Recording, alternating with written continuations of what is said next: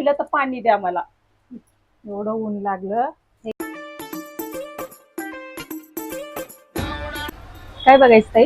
Victorian मंगळसूत्र दाखवतो. हे बघा. सध्या ट्रेंडिंग मध्ये तेच चालू आहे ना. हो. मला पेंडंट मध्ये आणि वाटीमध्ये दोन्ही पण दाखवा.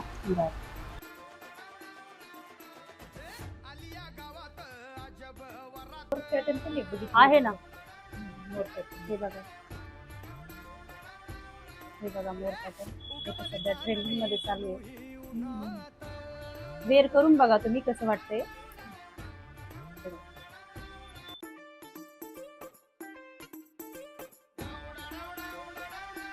जे आवडले ताई या साईडला ठेवा.